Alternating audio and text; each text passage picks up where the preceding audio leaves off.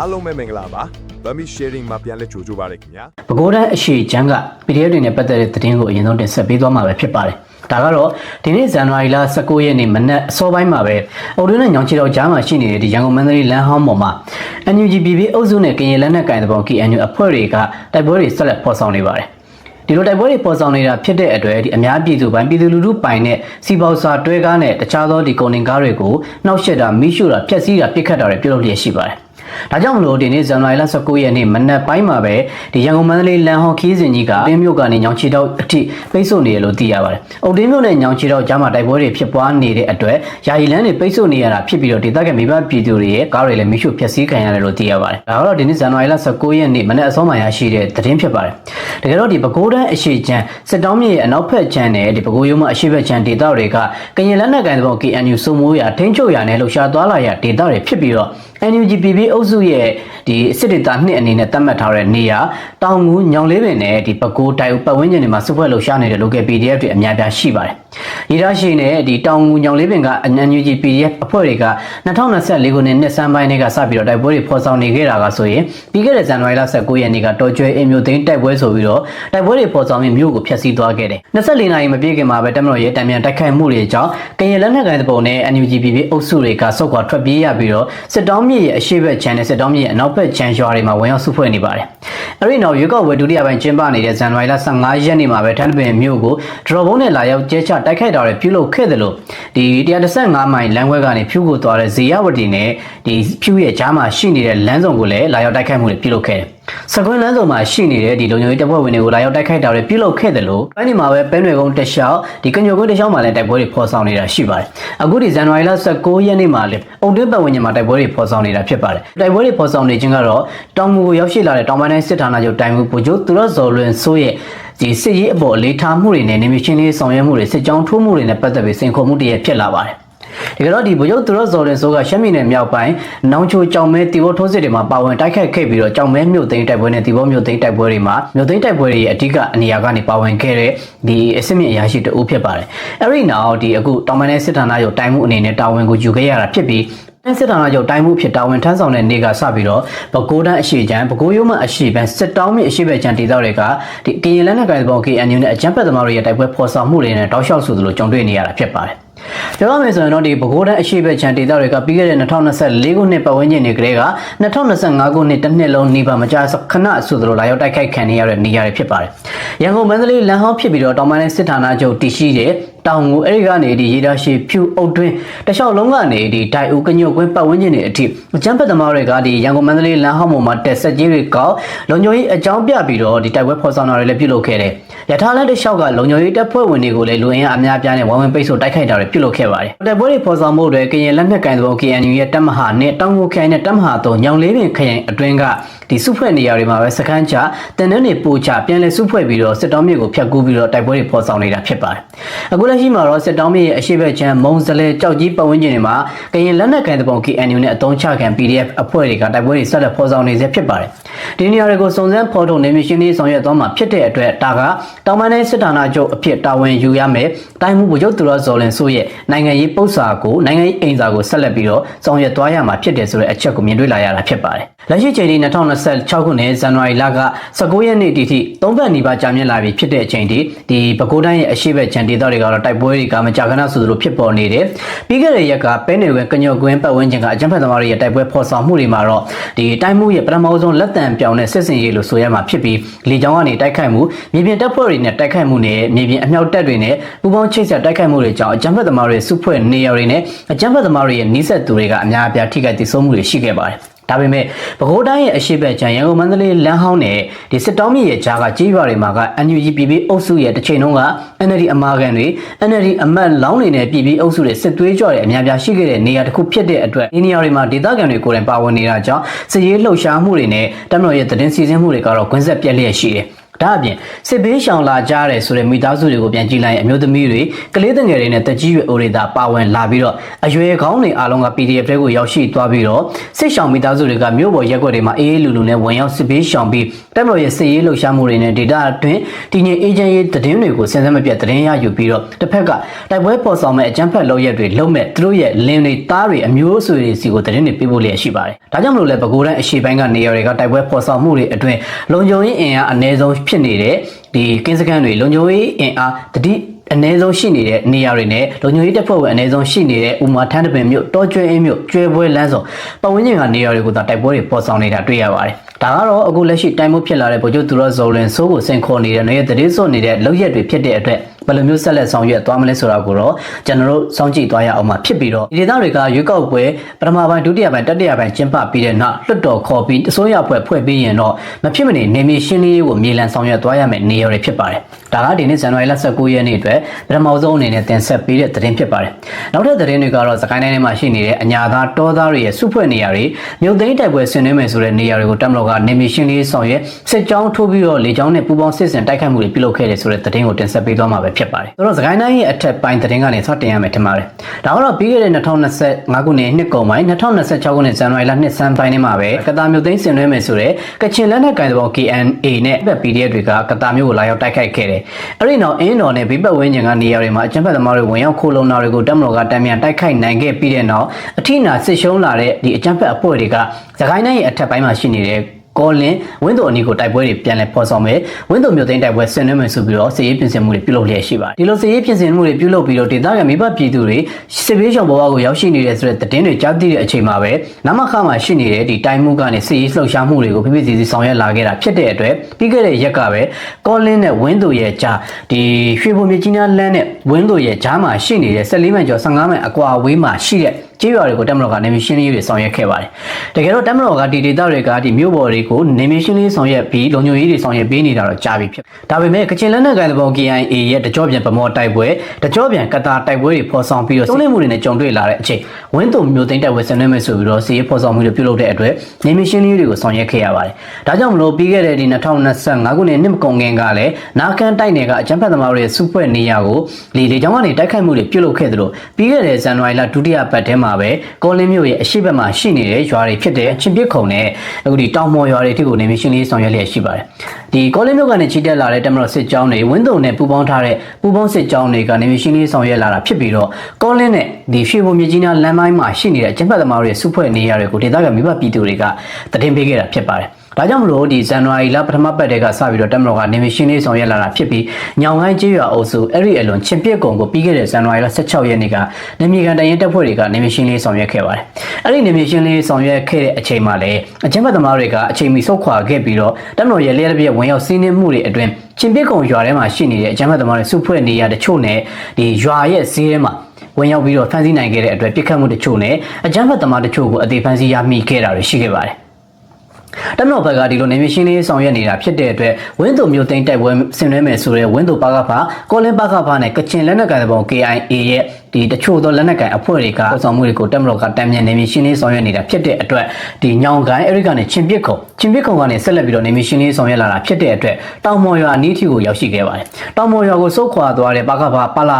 အဖွဲ့တွေ NUG လောက်ခံ PDF အဖွဲ့တွေနဲ့ကချင်လက်နက်ကိုင်အဖွဲ့တွေကဒီတောင်တန်းတစ်ခုကိုအခြေပြုတည်ဆောက်ထားတဲ့တီထားတဲ့တောင်မော်ရွာအနီးကိုဝင်ရောက်စကန်ချနေကြတာရှိပါတယ်ဒီရွာတွေကငကိုတွေက PDF ရွာတွေဖြစ်တယ်လို့ဆိုရမှာပါတပ်မတော်ကနေမြေရှင်းလင်းဆောင်ရွက်ခဲ့တဲ့ဒီတောင်မော်ရွာဆိုတာကောလင်းကနေတွက်မယ်ဆိုရင်9မိုင်ကျော်အကွာဝေးရှိပြီးတော့မြကြီးနားရွှေဘိုလမ်းကနေတွက်မယ်ဆိုရင်6မိုင်ကျော်အကွာဝေးမှာရှိပါတယ်ဒီအလဲမှာရှိပြီးတော့အရှိဘက်ကတောင်ဆောင်တွေနဲ့တောင်တွေကိုအခြေပြုပြီးတော့စကန်နေချထားတာဖြစ်တယ်ဒီလိုစကန်ကြတဲ့နေရာတွေကိုပဲချင်းပြစ်ကုံကနေစုတ်ခွာလာပြီးတဲ့နောက်စုဖွဲ့နေတယ်ဒီလိုအခြေအနေတွေကိုပဲတပ်မတော်ရဲ့နေမြေကန်တရင်တပ်ဖွဲ့တွေကဆက်လက်နေမြေရှင်းလင်းဆောင်ရွက်နေတာဖြစ်တဲ့အတွက်ဇန်နဝါရီလ18ရက်နေ့မှာပဲတပ်မတော်ရဲ့နေမြေရှင်းလင်းဆောင်ရွက်မှုတွေအတွင်းဒီကောလင်းပါကဖာကအဖွဲ့တွေဝင်းတို့ပါကဖာလို့အမည်ခံထားတဲ့ PDF အဖွဲ့73ရောက်ထိခိုက်တည်ဆုံခဲ့ပါတယ်ဒီထိခိုက်တည်ဆုံခဲ့တဲ့ရုပ်အလောင်းတွေကိုတော့အကြမ်းဖက်သမားတွေကိုယ်တိုင်ကြီးညာခဲ့ရတာတွေရှိသလိုတပ်မတော်ကလည်းလက်ရဖမ်းဆီးနိုင်ခဲ့တယ် တက်မော်ရဲ့နေမီရှင်းလေးဆောင်ရွက်မှုတွေအတွင်း on the spot တည်ဆုံသွားတဲ့အညာသားတော်သားဒီ PDF ကတော့73ယောက်ရှိပြီးတော့တက်မော်ရဲ့တံမြန်တိုက်ခိုက်မှုတွေအတွင်းဒဏ်ရာရရှိသူတွေကြောင့်မြို့သိမ်းတိုက်ပွဲမဲ့ဆင်နွှဲမယ်ဆိုတဲ့အညာသားတော်သားတွေ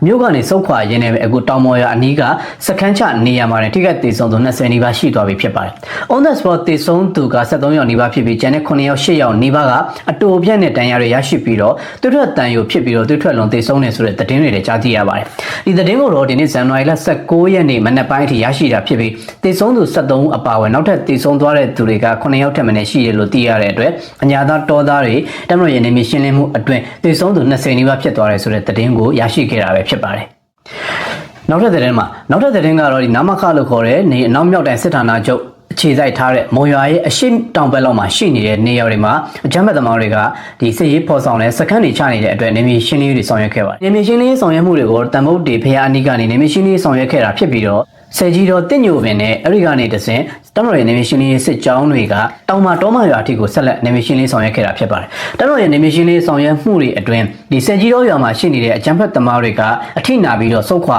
ာခဲ့တာဖြစ်ပါတယ်။ဆယ်ကြီးတော်ရွာကနေတဆင့်သူ့ရဲ့အရှိဘက်မှာရှိနေတဲ့တင့်ညိုပင်ရွာကိုဆက်လက်ဆုတ်ခွာသွားတယ်။အဲ့ဒီကနေမှဒီတောင်ကြီးမှာရှိနေတဲ့တောင်မတော်မရွာကိုဆက်လက်ပြီးတော့ဆုတ်ခွာသွားတာဖြစ်ပါတယ်။အဲ့ဒီတောင်မတော်မရွာမှာဆုတ်ခွာတဲ့အချိန်ကျေးရွာမှာရှိနေတဲ့ရွာဦးဘုံကြီးကျောင်းအတွင်းအကြမ်းဖက်သမားတွေကဝင်ရောက်နေထိုင်စခန်းချနေခဲ့တာဖြစ်ပါတယ်။ငကိုကလည်းဒီနမခရဲ့ဘေးပတ်ဝန်းကျင်တွေမှာမြို့ရဲ့area အပြင်ကကြေးရွာတွေမှာအကြမ်းဖက်သမားတွေကကုသန်သွားလာနေကြတာဖြစ်ပါတယ်။မုံရွာရဲ့အရှိဘက်မှာရှိနေတဲ့ဘုဒ္ဓလင်အဲဒီကနေအရာတော်မြင်းမှုဒီပတ်ဝန်းကျင်တစ်လျှောက်အကြမ်းဖက်သမားတွေကသွားလာနေကြတာဖြစ်ပါတယ်။တမတော်ကပြီးခဲ့တဲ့ရက်ကနေမြေရှင်းလေးဆောင်ရွက်ခဲ့တဲ့တောင်မတော်မရွာကဘုံကြီးကျောင်းထဲမှာလည်းအကြမ်းဖက်သမားတွေကရခင်တွေကဝင်ရောက်နေထိုင်စခန်းချခဲ့တယ်ဆိုတဲ့သတင်းတွေလည်းရရှိခဲ့ပါတယ်။အဲ့ဒီအတွက်တမတော်စစ်ကြောင်းတွေကဒီစစ်ကြီးတော့တင့်ညိုပင်ကနေတောင်မတော်မရွာအထိကိုမြေပြင်တိုက်ခိုက်ရေးတပ်ဖွဲ့တွေကလည်းနေမြေရှင်းလေးဆောင်ရွက်စစ်ကြောင်းထိုးဆောင်ရွက်နေတဲ့အချိန်အကြမ်းဖက်သမားတွေစုဖွဲ့နေတယ်လို့သတင်းရရှိခဲ့တဲ့အတွက်နမခကနေတက်လာတဲ့ဂျိုင်ရိုကော်ပတာတွေတရာဥကတက်လာတဲ့ jet fighter တွေနဲ့ခြေချတိုက်ခိုက်ခဲ့တာဖြစ်တဲ့အတွက်ဒီဘုံကြီးကျောင်းအတွင်းအကြမ်းဖက်သမားတွေစခန်းချစုဖွဲ့နေတဲ့နေရာကိုကြားရောက်ပောက်ကွဲခဲ့တာဖြစ်တဲ့အတွက်အကြမ်းဖက်သမားတွေထိခိုက်ဒေဆုံးမှုများခဲ့ပါတယ်ဒီလိုထိခိုက်ဒေဆုံးမှုများခဲ့တာနဲ့တပြိုင်နက်တည်းမှာပဲအကြမ်းဖက်အားပေးမီဒီယာတွေကနေ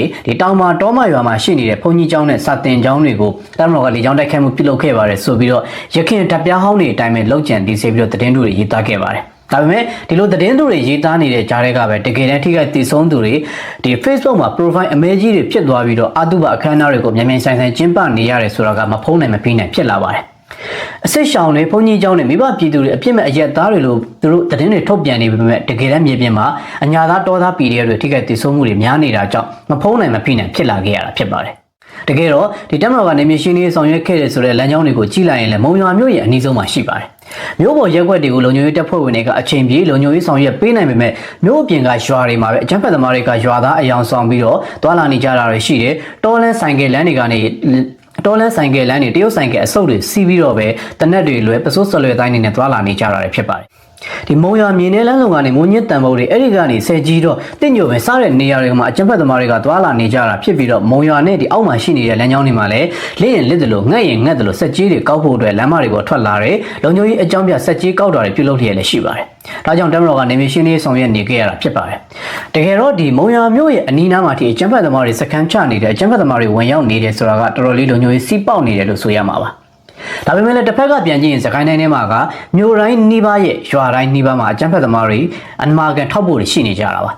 NUGBB အုပ်စုရဲ့3ချကန်အဖွဲ့ပေါင်း330ထဲမှာ PDF အဖွဲ့250ကစကိုင်းတိုင်းထဲမှာရှိနေတာဖြစ်တဲ့အတွက်စကိုင်းတိုင်းထဲမှာရှိနေတဲ့ဒီမြို့နယ်30ကျော်တွေကကြေးရွာပေါင်း9000နီးနီးကတော့ဒီ900ခန့်လောက်သာပြည်သူစစ်နဲ့အပြစ်မဲ့အရက်သားတွေဖြစ်ပြီးတော့ကျန်တဲ့95ရာခိုင်နှုန်းကဒီ PDF တွေထောက်ပို့ရွာတွေဖြစ်နေပါတယ်။ဒါကြောင့်လို့လဲစကိုင်းတိုင်းထဲမှာ PDF အဖွဲ့ပေါင်းများစွာရှိတယ်မြို့ရဲ့အထွက်တိုးဂိတ်တွေမြို့ရဲ့ area အပြင်တွေမှာပဲသွာလာနေကြတာဖြစ်ပြီးတော့မုံရွာလိုမျိုးစကိုင်းလိုမျိုးရွှေဘိုလိုမျိုးမြို့ပြင်တွေမှာအကြမ်းဖက်သမားတွေကတကားမရှိတရားမရှိလောလောလတ်လတ်သွာလာနေကြတယ်ဖြစ်ပါတယ်။ဒါတွေကပြီးခဲ့တဲ့တိုင်းမှုလက်ထက်မှာဒီအကျင့်ပြတ်ချက်စားမှုတွေလက်ပေးလက်ယူမှုတွေနဲ့မတိကျိုးကြုံပြုတ်ပြီးတော့လှုပ်ရှားမှုတွေမရှိခဲ့တာကြောင့်အကြမ်းဖက်သမားတွေကအတားအဆီးမရှိသွားလာပြီးတော့အင်အားတွေကြီးထွားနေကြတယ်။ဒီစကိုင်းတိုင်းရဲ့အထက်ပိုင်းကဏီမင်းကင်းနဲ့မော်လိုက်ကလေးဝ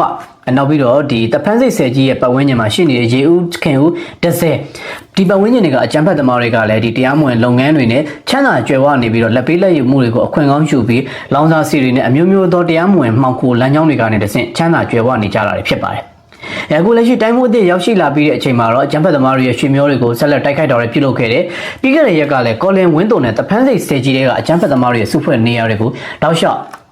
နေမချင်းလေးတွေဆောင်ရွက်ခဲ့တဲ့လေကြောင်းကနေတိုက်ခိုက်မှုတွေပြုလုပ်ခဲ့တဲ့အတွက်အကြမ်းဖက်သမားတွေခါကော့အောင်ခံနေကြရပြီဖြစ်ပါတယ်အခုဒီမုံရနာမခအနီးကတောင်မာတောမရွာကအကြမ်းဖက်သမားတွေရဲ့စုဖွဲ့နေတဲ့နေရာကိုလေကြောင်းတိုက်ခိုက်မှုပြုလုပ်ခဲ့တဲ့မြေပြင်ရှင်းလေးဆောင်ရွက်ခဲ့တဲ့အခြေအနေမှာလည်းအကြမ်းဖက်သမားတွေ20နီးပါးထိခိုက်ဒေဆုံးခဲ့တယ်ဆိုတဲ့သတင်းကိုရရှိခဲ့တာဖြစ်ပါတယ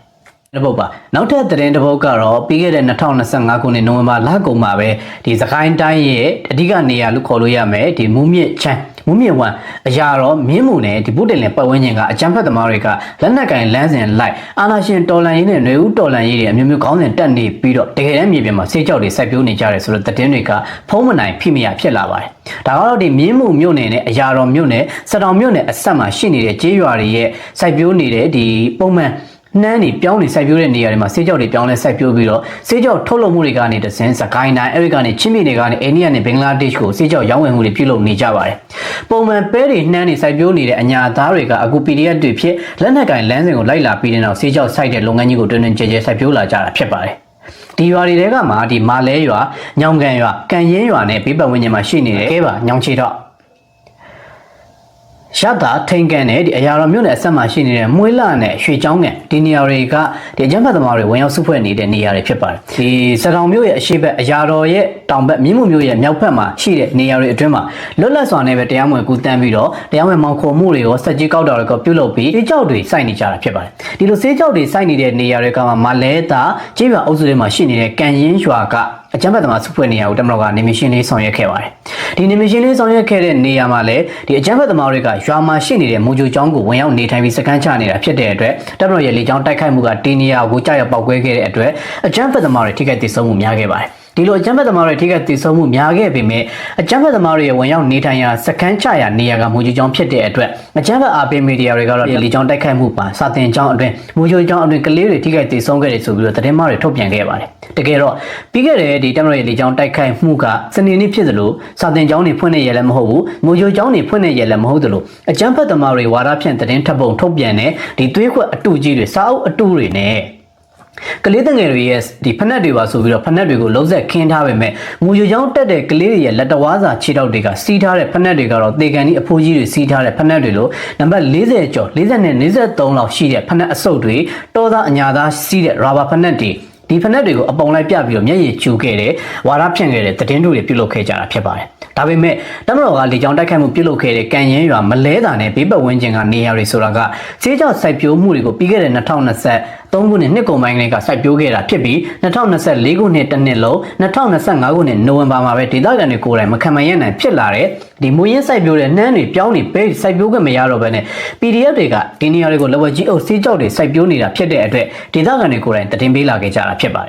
်ဒီရွာတွေကဆေးကြောက်တွေစိုက်ပျိုးခဲ့တယ်ဆိုတဲ့အကြောင်းပြီးခဲ့တဲ့2025ခုနှစ်နိုဝင်ဘာ30ပတ်ဝန်းကျင်ကဒီတက်မတော်ထောက်ခံတဲ့သတင်းမီဒီယာ channel တွေအကြမ်းဖက်အားပေးမီဒီယာ channel တွေမှာလည်းတပြိုင်နက်တည်းဖော်ပြခဲ့တာရှိပါတယ်အခုဒီတက်မတော်ရဲ့လေကြောင်းတိုက်ခတ်မှုပြုလုပ်ခဲ့တဲ့ကန်ရင်ရွာဆိုတာကလည်းဒီစေးကြောက်တွေစိုက်ပျိုးနေတဲ့မလဲတာကျေးရွာအုပ်စုရှိပြီးတော့သူ့ရဲ့အရှိတ်ဘက်မှာဆိုလို့ရှိရင်မင်းရွာကဲပါစေးကြောက်စိုက်ပျိုးမှုတွေမှာနာမည်ကြီးနေတဲ့ဒီညောင်ကန်ရွာထိန်ကန်ရွာစတဲ့နေရာတွေပါဝင်နေတာကိုတွေ့ရပါတယ်ဆိုတော့တက်မတော်ရဲ့လေကြောင်းတိုက်ခတ်မှုပြုလုပ်ခဲ့တဲ့အစုအဖွဲ့နေရာမှာအကြမ်းဖက်သမားတွေသာရှိနေတယ်ဆိုတဲ့အချက်ကညင်းမရအောင်ဖြစ်နေပါတယ်။ဒါအပြင်တမရရဲ့လေကြောင်းတိုက်ခိုက်မှုတွေကိုပြန်ကြည့်လိုက်ရင်လည်းအကြမ်းဖက်သမားတွေကစာတင်ကျောင်းတွေဘုံကြီးကျောင်းတွေမှာသာစကန်ချနေတာဖြစ်တဲ့အတွက်တမရကလည်းမဖြစ်မနေနေမရှင်လေးဆောင်ရွက်နေကြရတာဖြစ်ပါတယ်။ဆိုတော့တမရရဲ့လေကြောင်းတိုက်ခိုက်မှုတွေကို highlight ပြီးဖော်ပြနေပေမဲ့တကယ်တမ်းအဖြစ်အပျက်ကြီးတစ်ခုလုံးရဲ့နောက်ွယ်မှာကအကြမ်းဖက်သမားတွေဝင်ရောက်စကန်ချနေတယ်ဆိုတဲ့အချက်ကညင်းမရနိုင်အောင်ဖြစ်လာပြီးတော့ဒီတမရရဲ့မလဲတာကန်ရင်ရွာကဘုံကြီးကျောင်းလေကြောင်းတိုက်ခိုက်မှုတွေအကြမ်းဖက်သမားတွေဒီအသုံးပြုနေတဲ့ hijack တစီမော်တော်ယာဉ်နဲ့ဒီဆိုင်ကယ်နှစ်စီ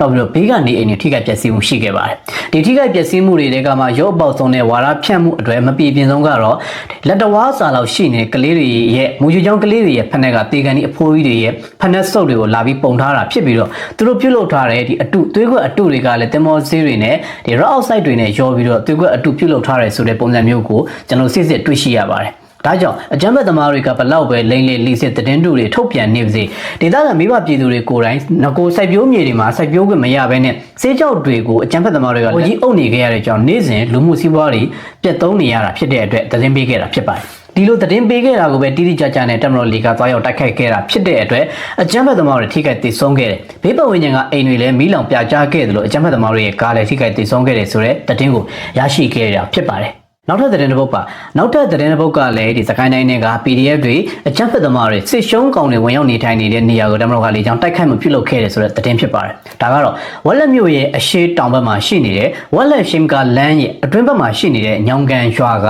အကြမ်းဖက်သမားတွေဝင်ရောက်နေထိုင်စခန်းချနေတဲ့စတင်ကြောင်းကိုတမတော်ကလေကြောင်းတိုက်ခိုက်မှုပြုလုပ်ခဲ့တာဖြစ်ပါတယ်ဒီလေကြောင်းတိုက်ခိုက်မှုအတွင်းမှာလည်းအကြမ်းဖက်အားပေးမီဒီယာတွေကစစ်ရှောင်တွေနေထိုင်တဲ့စတင်ကြောင်းကိုတမတော်ကလေကြောင်းတိုက်ခိုက်မှုပြုလုပ်ခဲ့တယ်ဆိုပြီးတော့နေရီချူသတင်းတို့သတင်းမှားတွေထုတ်ပြန်ခဲ့ပေမဲ့သူတို့ထုတ်ပြန်တဲ့မှတ်တမ်းဓာတ်ပုံတွေကိုပြန်ကြည့်လိုက်ရင်စာတင်ကျောင်းရဲ့အနီးမှာကရုတ်ချင်းတွေမြေခွေးချင်းတွေတူထားတာကိုမြင်တွေ့ရပါတယ်။မြည်သည့်စစ်ရှောင်းတွေနေထိုင်တဲ့စာတင်ကျောင်းမှာမဟုတ်သလိုဘယ်စစ်ရှောင်းကမှဒီဝက်လက်ရွှေဘူးရှိန်မကားပတ်ဝန်းကျင်တွေမှာရွာတွေထဲမှာစစ်ရှောင်းဘဝနဲ့နေထိုင်ခွင့်မရကြဘူးဖြစ်ပါတယ်။ဝက်လက်ရွှေဘူးပတ်ဝန်းကျင်ကရွာတွေထဲမှာဝင်ရောက်နေထိုင်သူတွေကတစ်ချက်အကြမ်းဖက် PDF တွေဖြစ်တယ်။နှစ်ချက်ကတော့ PDF တွေနဲ့နှိစက်သူတွေနဲ့သူတို့ရဲ့ထောက်ပို့တွေဖြစ်တယ်။သုံးချက်ကတော့သူတို့ကိုအလုပ်ကြီးပြုတ်နေတဲ့စက်ကြီးတွေပေးအခါချင်းငွေတွေပေးပြီးတော့တရားမဝင်မှောင်ခိုပြုတ်လုပ်နေတဲ့သူတွေဒါကြေးရွာတွေထဲမှာနေထိုင်နေကြတာဖြစ်ပါတယ်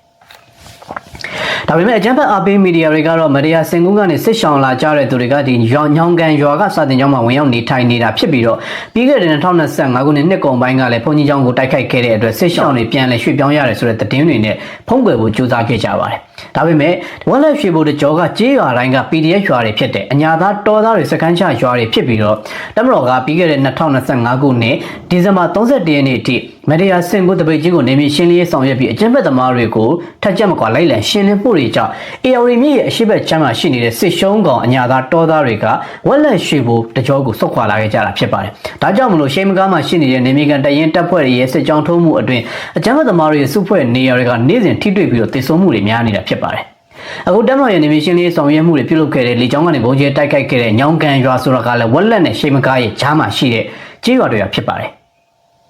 ်သူ့ရဲ့ဘေးမှာဆိုလို့ရှိရင်စတောင်ကြီးရုံးမင်ကုန်းဒီစတဲ့ရွာတွေရှိပါတယ်ဒီရွာတွေကလည်း PDF အားပေးရွာတွေဖြစ်ပြီးတော့ဒီနေရာပတ်ဝန်းကျင်မှာနေမီကန်တရင်တပ်ဖွဲ့တွေရှိတာဆိုလို့ရှိမကားမှာပဲလုံခြုံရေးတပ်ဖွဲ့ဝင်တချို့ရှိပြီးတော့လုံခြုံရေးတပ်ဖွဲ့ဝင်တချို့ကလေဝက်လက်ရွှေဘိုတကြောကိုနေမီရှင်လေးဆက်လက်ဆောင်ရွက်နေရင်ဓာတ်ပြတိုက်ခိုက်ခံရတဲ့ဖြစ်စဉ်တွေလည်းရှိခဲ့ပါတယ်ဒါပေမဲ့အခုနောက်ပိုင်းမှာတော့ဒီနမခတိုင်းမှုအစ်စ်ပြောင်းလာပြီးတဲ့နောက်စကိုင်းတိုင်းကစီရေးလှုပ်ရှားမှုတွေကဖိဖိစီစီပြုလုပ်လာနိုင်ခဲ့တယ်လို့ထိရောက်မှုတွေလည်းရှိခဲ့ပါတယ်ဒါကြောင့်မလို့ AR မြစ်ရဲ့အဆက်မှာရှိနေတဲ့ရှိမကားနဲ့ဒီကြောင်မြောင်းခလာရ12ရဲ့ဂျားမှာရှိနေတဲ့ရေမော်ဦးနတ်မော်ဦးကမ်းဖြူအဲဒီကနေရှားခွဲထုံးဖို့ဒီရွာတွေကိုနေမရှင်လေးတွေကအထက်အောက်ညှက်ပြီးတော့ဆောင်ရွက်နေတာဖြစ်ပါတယ်ဒါကြောင့်မရယာစင်ကူးကနေဆေရှုံးပြီးဆုတ်ခွာလာတဲ့အညာသားတောသားတွေက AR မြစ်ရဲ့အလဲမှာရှိနေတဲ့ညီနူကျွန်းတွေမှာပဲယာယီခိုအောင်နေထိုင်ပြီးတော့ဒီညဘက်တွေမှာဂိုင်းရွှေဘဝက်လက်တကြောကိုဆုတ်ခွာနေကြတာဖြစ်ပါတယ်ဒီလိုဆုတ်ခွာမှုတွေကိုပဲလုံခြုံရေးတပ်ဖွဲ့ဝင်တွေနဲ့ဒေသခံမိဘပြည်သူတွေရဲ့တည်င်းပေးမှုတွေကြောင့်လက်ဦးမှုရယူတိုက်ခိုက်ခဲ့တာရှိတယ်လို့အကြမ်းဖက်သမားတွေစခန်းချနေတဲ့ရွှေပြောင်းစခန်းချတဲ့နေရာတွေကိုလည်းကင်းထောက်ပြီးတော့တိုက်ခိုက်မှုတွေပြုလုပ်နေတာဖြစ်ပါတယ်ဆိုတော့အကြမ်းဖက်သမားတွေတည်င်းမားတွေဖြန့်ဝေနေတယ်လို့မျိုးဒီကြေးရွာတွေဝက်လက်ရွှေဘိုပတ်ဝန်းကျင်ကကြေးရွာတွေမှာဝင်ရောက်နေထိုင်နေကြသူတွေကအကြမ်းဖက်တွေဖြစ်တဲ့အကြမ်းဖက်အားပေးဖြစ်တဲ့အကြမ်းဖက်တွေနဲ့နှိစက်သူတွေဖြစ်ပြီးတော့တကယ်တမ်းစစ်ရှောင်းအနေနဲ့နေထိုင်နေကြရတဲ့သူတွေကစကိုင်းမြို့အနီးပတ်ဝန်းကျင်မင်းဝင်တောင်ကျော်အနီးကတောင်ရိုးတွေမှာသာနေထိုင်နေကြရပြီးတော့ရွာတွေထဲမှာဝင်ရောက်နေထိုင်ခြင်းမရှိကြဘူးဖြစ်ပါတယ်ဒီအကြမ်းဖက်သမားတွေဝင်ရောက်နေထိုင်တဲ့အတွက်ဒီနိုင်ကျင့်မှုတွေစော်ကားမှုတွေကိုစိုးရိမ်တာရှိတယ်လို့တမတော်ရဲ့နေမြေရှင်းလင်းဆောင်ရွက်မှုတွေအတွက်နှစ်ဖက်ထိတွေ့တိုက်ပွဲတွေကြောင့်ထိခိုက်မှာတွေစိုးရိမ်တဲ့အတွက်စစ်ဘေးရှောင်ဘဝအနေနဲ့ဒီတောတောင်တွေရဲ့အခြေမင်းဝင်တောင်ကျော်အခြေမှာသာဝင်ရောက်စုဖွဲ့နေကြတာဖြစ်ပါတယ်ဒါကြောင့်ကျေးရွာတွေမှာနေထိုင်နေတဲ့မြည်သည့်စစ်ရှောင်စခန်းမြည်သည့်စာတင်ကျောင်းမှာမရှိဘူးဆိုတဲ့အချက်ကလည်းဒီအခင်းချင်းကိုသိတာမြင်သာစေပါတယ်ဒါကြောင့်တမတော်ရဲ့ဒီဝက်လက်ရှေ့ပိုင်းညောင်ကန်စာတင်ကျောင်းကအကြမ်းဖက်သမားတွေရဲ့စုဖွဲ့နေရာကိုဒီကြောင့်တိုက်ခိုက်ခဲ့တဲ့အတွက်ထိခိုက်ဒေဆုံးမှုတွေ16ယောက်ထိရှိခဲ့တယ်လို့သိရပါတယ်ဒီသတင်းကတော့မနေ့ကဇန်နဝါရီလ18ရက်နေ့ညနေ6နာရီနီးပါးထိရရှိတဲ့မြေပြင်သတင်းဖြစ်ပါတယ်ဒါပေမဲ့အကြမ်းဖက်သမားတွေကတော့တမတော်ရဲ့ဒီကြောင့်တိုက်ခိုက်မှုအတွင်းညောင်ကန်ရွာကစစ်ရှောင်စခန်းတိုက်ခိုက်ခံရတဲ့အတွက်ထိခိုက်ဒေဆုံးမှုတွေများခဲ့တယ်ဆိုပြီးတော့လူနာမည်တွေအသက်တွေကိုမျိုးစုံလိမ့်လေလိစေပြီးတော့သတင်းတွေရေးသားနေကြဆဲပဲဖြစ်ပါတယ်ဒါကစကိုင်းတိုင်းကအကြမ်းဖက်သမားတွေစုဖွဲ့နေတဲ့နေရာကိုနေမြေရှင်းလေးဆောင်ရွက်ခဲ့တယ်ဆိုတဲ့သတင်းတွေကိုစူးစီးပြီးတင်ဆက်ပေးခဲ့တာပဲဖြစ်ပါတယ်နောက်ထပ်သတင်းကတော့ဒီမကွေးတိုင်းကသတင်းတွေပါမကွေးတိုင်းကသတင်းတွေကတော့မြိုင်ပေါက်ဒီဒေသတွေကိုတမတော်ကနေမြေရှင်းလေးဆောင်ရွက်နေတာရှိတယ်လို့ဒီရေစကြိုနဲ့မြိုင်ရဲ့ကြားမှာရှိနေတဲ့နှောပင်တို့ကင်းရွာတို့ကိုနေမြေရှင်းလေးတောက်လျှောက်ဆောင်ရွက်နေတယ်ဖြစ်ပါတယ် လုံခြုံရေးတပ်ဖွဲ့ဝင်တွေရဲ့စစ်ကြောင်းတို့နေမြေရှင်းလင်းမှုတွေကြောင့်အကြမ်းဖက်သမားတွေနဲ့သူတို့ရဲ့အားပေးထောက်ခံသူတွေကစုခွာထွက်ပြေးနေကြပြီးတော့တချို့အကြမ်းဖက်သမားတွေကရွာတွေထဲမှာအခိုင်အမာခံစစ်ပြင်ဆင်ပြီးတော့တိုက်ခိုက်နေတာဖြစ်တဲ့အတွက်တိုက်ပွဲတွေထိခိုက်မှုတွေရှိခဲ့တယ်အပြန်အလှန်တိုက်ပွဲတွေကြောင့်ကြေးရွာတွေကတချို့နေအိမ်တွေအကြမ်းဖက်သမားတွေခံစစ်ပြင်ဆင်ထားတဲ့နေအိမ်တွေမှာလည်းမိလောင်ပျက်စီးမှုတွေကြုံတွေ့လျက်ရှိပါတယ်ပြီးခဲ့တဲ့ရက်ကဒီမြိုင်မြို့နယ်အတွင်းကနှောပင်ရွာတိုက်ပွဲအတွင်းမှာလည်းအကြမ်းဖက်သမားတွေကအမာခံခံစစ်ပြင်ဆင်နေပြီးတော့တပ်မတော်စစ်ကြောင်းတွေကိုခုခံနေတာဖြစ်တဲ့အတွက်နှစ်ဖက်ထိတွေ့တိုက်ပွဲတွေဖြစ်ပေါ်ခဲ့ပါဒီလိုထိတွေ့တိုက်ပွဲတွေအတွင်းဒီအကြမ်းဖက်သမားတွေဝင်ရောက်စကန်ချနေတဲ့နှောပင်ရွာကနေအိမ်80နီးပါးမိကူးဆက်လောင်ကျွမ်းပြီးတော့ပျက်စီးခဲ့ရတယ်ဆိုတဲ့သတင်းတွေလည်းကြားသိရတယ်လို့ပေါက်တောင်ပိုင်းနဲ့မိဘဝင်ရင်ကနေရာတွေမှာလည်းနေမရှင်နေဆောင်ရွက်နေစေဖြစ်တယ်ဒါအပြင်ဒီမကွေးတိုင်းရဲ့အနောက်ချမ်းအေရမြစ်ရဲ့အနောက်ချမ်းမင်းမှုခရိုင်ထဲမှာရှိနေတဲ့ဆက်လင်းမှာရှိတဲ့အညာသားတောသားတွေကိုလည်းနေမရှင်နေဆက်လက်ဆောင်ရွက်နေတာဖြစ်တဲ့အတွက်ဆက်လင်းမြို့သိမ်းတိုက်ပွဲဆင်နွှဲမယ်ဆိုပြီးအလူခံခွက်ခောက်ထားခဲ့တဲ့အညာသားတောသားတွေကဆက်လင်းမြို့ရဲ့အရှိတ်ဘက်ရေနံချောင်းမြို့ရဲ့အနောက်ဘက်မှာရှိနေတဲ့မြင်းနုကျွန်းတွေမှာစုပ်ခွာနေတဲ့သတင်းတွေလည်းကြားသိရတယ်လို့ဆက်လင်းချောင်းရဲ့တခြားဒီဆက်လင်းချောင်းရဲ့တောင်ဘက်ဆက်လင်းချောင်းရဲ့မြောက်ဘက်နေရာတွေမှာလည်းစုပ်ခွာနေကြတယ်ဆိုတဲ့သတင်းတွေကြားသိရပါတယ်ဒါကြောင့်မနေ့ကဇန်နဝါရီလ18ရက်နေ့နဲ့ဒီနေ့ဇန်နဝါရီလ19ရက်နေ့မှာပဲတပ်မတော်ရဲ့လုံခြုံရေးတပ်ဖွဲ့ဝင်တွေကစလင်းမြို့ရဲ့အနောက်ဘက်စလင်းချောင်းရဲ့တောင်ဘက်မှာရှိနေတဲ့ရွာတွေကိုနေမရှင်လေးတောက်လျှောက်ဆောင်ရွက်နေတာရှိပါတယ်ဒီတပ်မတော်ရဲ့နေမရှင်လေးဆောင်ရွက်မှုတွေကဒီပတိန်ကုန်းရွာကိုအရင်ဆုံးနေမရှင်လေးဆောင်ရွက်ခဲ့တာဖြစ်ပြီးတော့အဲ့ဒီကနေကညက်နောင်တော်ကြီးနောင်တော်လေးကနေစလင်းချောင်းတစ်လျှောက်ကအကြမ်းဖက်သမားတွေဝင်ရောက်စုဖွဲ့စခန်းချလှုပ်ရှားနေတဲ့နေရာကိုနေမရှင်လေးဆောင်ရွက်နေတာဖြစ်တဲ့အတွက်အကြမ်းဖက်သမားတွေတက်တုတ်ရိုက်ဆုတ်ခွာထွက်ပြေးနေတဲ့ဆိုတဲ့သတင်းတွေလည်းကြားသိရသလိုနေမရှင်လေးစစ်ကြောင်းတွေကိုကြောက်လန့်ဆုတ်ခွာသွားတဲ့အကြမ်းဖက်သမားတွေကတပ်မတော်ထိုးစစ်ကိုဟန်တားဖို့အတွက်ရွာတွေကိုမိရှို့သွားတယ်ဆိုတဲ့သတင်းတချို့ကိုလည်းကြားသိရပါတယ်ဒါအပြင်ပြီးခဲ့တဲ့ရက်ကဒီမင်းဘူးမြို့ရဲ့အနောက်ဘက်စပွတ်ချောင်းရဲ့အတွင်းမှာရှိနေတဲ့မုံထောင်တိုက်နယ်ကိုအကြမ်းဖက်သမားတွေဝင်ရောက်ပြီးတော့ရဲစခန်းကိုမိရှို့ဖျက်ဆီးခဲ့တဲ့အတွက်လုံခြုံရေးတပ်ဖွဲ့ဝင်တွေကနေမရှင်လေးဆက်လက်ဆောင်ရွက်နေစေဖြစ်ပါတယ်။ဒါကြောင့်စပွတ်ချောင်းတစ်လျှောက်မှာရှိနေတဲ့ကမ်းဖြူချောင်းဖြူနဲ့ဒီစပွတ်ချောင်းတစ်လျှောက်မုံထောင်ရွာရဲ့အနောက်မှာရှိနေတဲ့ပသိမ်မုံရွာလမ်းကိုထိုးပေါက်နိုင်တဲ့ပသိမ်မုံရွာလမ်းကိုသွားနိုင်တဲ့လမ်းကြောင်းတစ်လျှောက်ကကြေးရွာတွေကိုလည်းနေမရှင်လေးဆောင်ရွက်နေတာဖြစ်ပါတယ်။ဒါပေမဲ့လည်းတကယ်တမ်းရခိုင်လက်နက်ကိုင်သဘော AA နဲ့အရှို့ချင်းတွေဝင်ရောက်နေတဲ့လမ်းကတသက်ရှိပါတယ်။ဒီနေရာတွေကိုလည်းဒီသက်ဆိုင်ရာနေမီကန်တရင်တပ်ဖွဲ့တွေကနေတဆင့်ဆက်လက်ပြီးသတင်းပေးပို့ထားတာဖြစ်တဲ့အတွက်နေမီရှင်းလင်းဆောင်ရွက်သွားဖို့တော့လိုအပ်နေစေပဲဖြစ်ပါတယ်။ဒီနေရာမှာမကွေးတိုင်းအနောက်ချမ်းသတင်းနဲ့ဆက်ဆက်ပြီးတင်ဆက်ရရင်တော့ရခိုင်စစ်သွေးကြွတွေတိုက်ပွဲဖော်ဆောင်နေတဲ့တနစ်နီးပါးကြာမြင့်နေပြီဖြစ်တဲ့နိုင်ရီကန်တောင်ကပစီကြီးနယ်နိုင်ရီကန်တောင်ဗျူဟာစခန်းတိုက်ပွဲတွေနဲ့ပတ်သက်တဲ့သတင်းဖြစ်ပါတယ်။ရခိုင်လက်နက်ကိုင်သဘော AA ကရခိုင်ပြည်နယ်မှာရှိတဲ့စစ်တွေနဲ့ကြောက်ဖြူမှာလည်းအထိနာပြီးတော့မြို့တုံးပျောက်ကွယ်လူဖြစ်နေတဲ့ဒီဘိန်းစားတွေတိတ်ဆုံးမှုတွေများနေတယ်လို့နိုင်ရီကန်တော်စခန်းကိုတိုက်ခိုက်ဖို့ရည်ရွယ်နေတဲ့အကြမ်းဖက်ရခိုင်လက်နက်ကိုင်အဖွဲ့နဲ့အရှို့ချင်းတွေကလည်းနေ့စဉ်တိတ်ဆုံးမှုတွေများနေပါတယ်။ဒီအတွက်အကြမ်းဖက်အားပေးမီဒီယာတွေကနေတဆင့်ရခိုင်လက်နက်ကိုင်သဘော AA ရဲ့ပေးစာကမ်းစာနဲ့ဝါဒဖြန့်နေတဲ့နေရစ်စရာလိုမျိုး development media လိုမျိုးအကြမ်းဖက်အားပေးမီဒီယာတွေကတော့ရခိုင်စစ်သွေးကြွတွေကနိုင်ရီကန်တောင်မှာရှိနေတဲ့စခန်းကြီးတစ်ခုကိုထပ်မံသိမ်းပိုက်လိုက်တဲ့ဆိုပြီးတော့ဝါဒဖြန့်သတင်းတူတွေထုတ်ပြန်နေပါတယ်။ဒါပေမဲ့တကယ်တမ်းကျတော့စုံကုန်းမှာရှိနေတဲ့မဆခ905နဲ့နေပြည်တော်တပ်ဖွဲ့တွေရဲ့နေမရှင်လေးဆောင်ရွက်မှုတွေကြောင့်အုပ်ကြီးရွာအပြင်အမ်ဘလန်လမ်းပေါ်မှာရှိနေတဲ့ပစီရွာလမ်းဟောင်းကိုလည်းဆက်လက်နေမရှင်လေးဆောင်ရွက်နေတာဖြစ်တဲ့အတွက်အရှို့ချင်းတွေကိုရခိုင်ဘိန်းစားတွေကိုနေ့စဉ်ထိခိုက်တိစုံမှုတွေနဲ့များနေပါတယ်။တစ်ဖက်ကတက်လာလိုက်တမတော်ကတမြန်တိုက်ခိုက်လိုက်နဲ့ဖြစ်နေပြီးတော့နေရီကန်တော်စခန်းကိုတိုက်ခိုက်မယ်လို့စိတ်ကူးယဉ်နေတဲ့ရခိုင်စစ်သွေးကြဘိန်းစားထုံးမြတ်နိုင်ရဲ့အိမ်မက်ကຫນွေကနေမိုးကနေစောင်းတဲ့အခုဆိုရင်တပတ်လေပြီးတော့နောက်ထပ်တနွေကိုတော့ရောက်ရှိတော့မှာဖြစ်ပါတယ်ဒီလိုမျိုးတိုက်လိုက်မျိုးတုံးလိုက်သေလိုက်နဲ့သေမနိုင်ဖြစ်နေတဲ့ရခိုင်စစ်သွေးကြွနဲ့အရှို့ချင်းတွေကသေဆုံးမှုတွေနဲ့အဆက်ပြေအနေနဲ့သေဆုံးမှုတွေကိုအကြမ်းဖက်အားပေးမီဒီယာတွေကနေတဆင့်အလူငွေရဖို့ခွက်ခောက်ဖို့နဲ့စိတ်သက်ရေးရမပြတ်ပြားအောင်စိတ်သက်စစ်စင်ရေးသဘောမျိုးနဲ့သတင်းမှားတွေထုတ်ပြန်ပြီးတော့ထောက်ပံ့နေကြတဲ့ပြည်ပရောက်ဂျွန်ခံနေကြတဲ့ရခိုင်စစ်သွေးကြွတွေရဲ့အလူငွေရရှိမှုကိုမျှော်ကူပြီးတော့သတင်းမှားတွေထုတ်ပြန်နေတာဖြစ်ပါတယ်တကယ်တမ်းကတော့ဒီနေ့ရေကန်တော်အနီးပစီကြီးကောဂုတ်ကြီးရောဘေးမှာရှိနေတဲ့အရှို့ချင်းတွေကိုလည်းတမတော်ကနေမရှင်လေးဆက်လက်ဆောင်ရွက်နေစေဖြစ်ပါတယ်ဆက်လက်ပြီးတော့လည်းတောင်တောင်းတွေမှာတည်ထားတဲ့အရှို့ချင်းတွေကိုမြေလှန်မှုလိုအပ်ပါတယ်ရွာလုံးကျွတ်နေပါအရှို့ချင်းရွာလုံးကျွတ်နေပါကအကြမ်းဖက်အားပေးတွေဖြစ်တဲ့အတွက်အဖိုးကြီးကနေစပြီးတော့ကလေးတွေထိအဖိုးကြီးလဲရက်အဖွားကြီးလဲရက်မဟုတ်ဘဲနဲ့အဖိုးကြီးလဲ PDF အဖွားကြီးလဲ PDF ငွေကင်းစာအားပေးလေးလဲ PDF ဖြစ်နေတယ်ဆိုတဲ့အချက်ကိုနားလည်ဖို့လိုပြီးတော့ဒီနေရာတွေကိုမဖြစ်မနေနေမျိုးရှင်းလေးဆက်လက်ဆောင်ရွက်သွားရမှာဖြစ်ပါတယ်။ကုန်ကြီးရွာနဲ့ပစီကြီးပတ်ဝန်းကျင်ကအကြမ်းဖက်သမားတွေကထိနာနေတာဖြစ်တဲ့အတွက်ငဖဲစစ်တုတ်ဒရာကနေတဆင့်မှောင်ခိုလန်းတွေကနေတဆင့်မကွေးတန်းအနောက်ချမ်းမင်းဘူးခရိုင်ထဲမှာရှိနေတဲ့အညာသားတောသားတွေကိုလက်နက်တက်ဆင်ပြီးတော့စလင်းမြို့သိမ်းတိုက်ပွဲစင်မကျုံးမြို့သိမ်းတိုက်ပွဲတွေကိုဆင်နွှဲနေစီခဲ့တာဖြစ်ပါတယ်။ဒါပေမဲ့နိုင်ငံရေးတတိမမှန်တဲ့အညာသားတောသားတွေကအရက်တောက်လိုက်ကြက်တိုက်လိုက်နဲ့ရှင်တန်နေရင်းနဲ့ပဲမြို့သိမ်းတိုက်ပွဲဆင်နွှဲမယ်ဆိုပြီးတော့ရတဲ့ငွေတွေအတွက်တခင်အားရကျွန်ဘာဝအနေနဲ့ပေးထားတဲ့ပတ်စံတွေအတွက်ဒီဟန်ပြတိုက်ပွဲတွေပေါ်ဆောင်မဲ့တက်မတော်ရဲ့နေမီရှင်းလေးဆောင်ရွက်မှုတွေကပြီးခဲ့တဲ့ရက်တည်းကပဲဖြစ်ပါတယ်။ ဒါကြောင့်စင်မီကျွန်းရဲ့အနောက်ဘက်မှာရှိနေတဲ့ချောင်းပြူနယ်ဒမေကနေတဆင်ရှာတော်ငှက်ပြောတော်ရွာတွေအထိနေမီရှင်လေးဆောင်ရွက်နေတာရှိတယ်လို့စလင်းနယ်စီစင်မီကျွန်းကြာကတရက်ချင်းမန်းဝင်းနဲ့အခုဒီပရိန်ကုန်းစတဲ့နေရာတွေကိုနေမီရှင်လေးဆောင်ရွက်နေတာဖြစ်ပါတယ်ဆက်လက်ပြီးနေမီရှင်လေးဆောင်ရွက်သွားဖို့လိုသလိုတစ်ဖက်တည်းဥဒိယတစ်ခုနဲ့စစ်ကြောင်းထိုးလို့မဖြစ်ဘူးဆိုတဲ့အခြေအနေမျိုးလည်းရှိပါတယ်အကြမ်းဖက်သမားတွေကတမတော်စစ်ကြောင်းတွေရဲ့နေမီရှင်လေးစစ်ကြောင်းကဥဒိချက်ကစစ်တုတ်ထရာဘက်ကိုဥတီရဆိုရင်စစ်တုတ်ထရာဘက်ကိုပဲပစိုးဆွဲတိုင်းဆုတ်ခွာနေကြပြီးတော့တမတော်စစ်ကြောင်းတွေရဲ့ဥတီရလမ်းကြောင်းတွေနဲ့ပဲအပြိုင်ဆုတ်ခွာနေကြတဲ့အတွက်နေမီရှင်းလေးတွေကမတိတာလာဖို့ဖြစ်ပါတယ်။ဒါကြောင့်မကွေးတိုင်းရဲ့အနောက်ချမ်းမင်းမှုခရိုင်အတွင်းကအညာသားတော်သား PDF တွေကိုနေမီရှင်းလေးဆောင်ရွက်မယ်ဆိုရင်တော့ပွင့်ပြူကြောင်းကုန်းကြီးနဲ့အနောက်ဘက်မှာရှိနေတဲ့ပသိမ်မုံရလမ်းရဲ့အစုံမှာရှိနေတဲ့မဲစလီစေတော်ကြီးအဲ့ဒီကနေစစ်တုတ်ဒရာအနီးမှာရှိနေတဲ့ကံပြားလန်းစုံအဲ့ဒီကနေအတွင်းထဲကိုပြန်ဝင်မယ်ဆိုလို့ရှိရင်စလင်းမြို့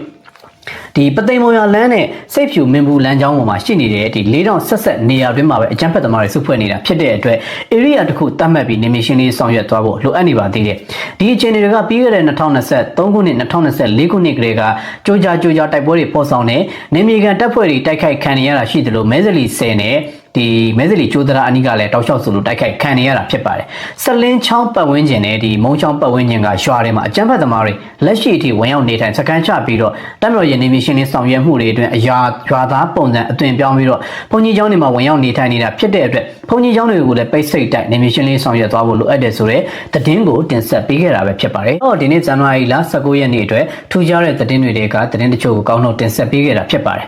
။ဒီနေ့ဇန်နဝါရီလ19ရက်နေ့မှာပဲထူးထူးခြားခြားကမ်ဘီယာနိုင်ငံရဲ့တစ်ဖက်သက်တရားစွဲဆိုမှုလောက်ကျန်လီဆယ်ထားတဲ့ဒီဘင်္ဂလီစစ်သွေးကြွတွေရဲ့တိုက်ခိုက်မှုတွေနဲ့လူမျိုးတုနဲ့ပတ်သက်ပြီးတရားစွဲဆိုမှုတွေကိုမြန်မာနိုင်ငံဘက်ကကိုယ်စားလှယ်တွေကတံမြန်ချေပနေခဲ့တာကိုဆိုရင်ဒီနေ့ဆို3ရက်မြောက်ရှိလာပြီဖြစ်ပါတယ်။ဇန်နဝါရီလ16ရက်နေ့ကလေးကဒီမြန်မာနိုင်ငံကိုယ်စားလှယ်အဖွဲ့တွေဖြစ်တဲ့ဒီပြည်ထောင်စုဝန်ကြီးဦးကိုကိုလှိုင်နဲ့ဆရာမကြီးဒေါက်တာဒေါ်တီတာဦးဦးဆောင်ပြီးတော့မြန်မာနိုင်ငံကနေငှားရမ်းထားတဲ့ဒီနိုင်ငံတကာရှေ့နေကြီး3ယောက်ကလည်းတောက်လျှောက်ဆိုသလိုကမ်ဘီယာနိုင်ငံရဲ့အဓိပ္ပာယ်မဲ့စွာပြောဆိုမှုတွေကိုပြန်လည်ချေပလျက်ရှိပါတယ်။ဒီနေ့ဇန်နဝါရီလ19ရက်နေ့နေ့လယ်3 နာရီခွဲဝန်းကျင်မှာလည်းနိုင်ငံဘက်ကရှောက်လဲမှုတွေကိုတိုက်ရိုက် live အနေနဲ့ကြည့်ရှုနိုင်မှာဖြစ်ပြီးတော့ဒီနိုင်ငံပိုင်မီဒီယာတွေကနေတဆင့်ဒီတက်မတော်ထောက်ခံတဲ့အားပေးမီဒီယာတွေရဲ့ YouTube channel တွေကနေတဆင့်နောက်ပြီးတော့ဒီ ICJ ရဲ့ official website ကနေတဆင့် live ကြည့်ရှုနိုင်မှာဖြစ်ပါတယ်ဒီအခြေအနေတွေကိုမြန်မာနိုင်ငံသားတွေအားလုံးဝန်းရံသွားကြဖို့လိုပြီးတော့ဒါအပြန်အလှန်ဂုဏ်သိက္ခာတိုက်ပွဲဖြစ်တဲ့အတွက်အားပေးထောက်ခံသွားကြဖို့လည်းလိုပါတယ်ငါဒါအပြင်မြန်မာနိုင်ငံထဲမှာလည်းအမျိုးသားရေးသမားတွေအမျိုးသားရေးဆရာတော်တွေနဲ့အမျိုးသားရေးတက်ကြွလှုပ်ရှားသူတွေကကမ်ဘီယာနိုင်ငံရဲ့တစ်ဖက်သက်တရားစွဲဆိုမှုတွေဘင်္ဂလီတွေရဲ့ဝင်ရောက်နှိပ်စက်ဒီလူမျိုးလုံးတပ်ဖြတ်မှုတွေနဲ့မြန်မာတိုင်းရင်းသားတွေဟုတ်ချင်းမဟုတ်ချင်းဆိုတဲ့တွင်ပြင်လက္ခဏာတွေနဲ့ပတ်သက်ပြီးတော့ဒီဝန်ကြီးဦးကိုကိုလန်ဦးဆောင်တဲ့ကိုယ်စားလှယ်အဖွဲ့တွေရဲ့တွားရောက်ပြီးတရားရင်ဆိုင်နေမှုတွေနဲ့ပတ်သက်ပြီးတော့ထောက်ခံပွဲတွေကြိုးစုပွဲတွေလည်းဆက်လက်ပြုလုပ်သွားမှာဖြစ်ပါတယ်။ဒါကြောင့်မလို့မြန်မာနိုင်ငံသူမြန်မာနိုင်ငံသားတွေအားလုံးအနေနဲ့ကိုယ်နိုင်ငံကိုယ်သိက္ခာနဲ့ပတ်သက်ပြီးတော့လောက်ကျန်လီဆယ်ခံပြီးတရားစွဲဆိုရတဲ့ဖြစ်စဉ်မျိုးကိုနားရဖို့လည်းလိုတယ်ဆိုတာကိုလည်းကျွန်တော်အကြိမ်ကြီးတင်ဆက်ပေးခဲ့ပြီးဖြစ်ပါတယ်။ဒီနေ့ကတော့ထူးထူးခြားခြားဆိုသလိုပဲတကားပိတ်ကြားနာမှုတွေတဲခါမှာ live အနေနဲ့ကျွန်တော်တို့ကြည့်ရှုနိုင်မှာဖြစ်ပါတယ်။ဒါကြောင့်မလို့ဒီတက်ဆိုင်ရာ link တွေကနေတဆင့်တွားရောက်ကြည့်ရှုနိုင်မှာဖြစ်ပါတယ်ဒီကျွန်တော် Union Politics News ရဲ့ဒီ Telegram Channel ကနေလည်းဒီ link တွေချပေးသွားဖို့ရှိပါတယ်ဒါကြောင့်ကျွန်တော်တို့မိဘပြည်သူတွေတွားရောက်ကြည့်ရှုပြီးတော့ဒီဝန်ကြီးဦးကိုကိုလှိုင်ဆရာမဒေါ်တီတာဦးနဲ့မြန်မာနိုင်ငံကိုစားရှောက်လဲပေးနေတဲ့နိုင်ငံတကာရှေ့နေကြီးတွေဥပဒေကျွမ်းကျင်ပညာရှင်ကြီးတွေကိုလည်းအားပေးထောက်ခံသွားကြပါစို့လို့တိုက်တွန်းရင်းနဲ့ဒီနေ့အတွက်ဒီထူးခြားတဲ့သတင်းတွေကောင်းလို့တင်ဆက်မှုကိုဒီနေ့အမှာရင်ရန်နာပါရစေ။နောက်လာမယ့်အစီအစဉ်တွေမှာလည်းစိတ်ဝင်စားစရာကောင်းတဲ့အကြောင်းအရာတွေကိုတင်ဆက်ပေးသွားအောင်မှာပဲဖြစ်ပါတယ်။နောက်ဆုံးရစီရသတင်းများကိုတင်ဆက်ပေးသွားမှာဖြစ်လို့ကျွန်တော် channel လေးကို subscribe လုပ်ထားပြီးတော့တောင်းဆိုပါရခင်ဗျာ။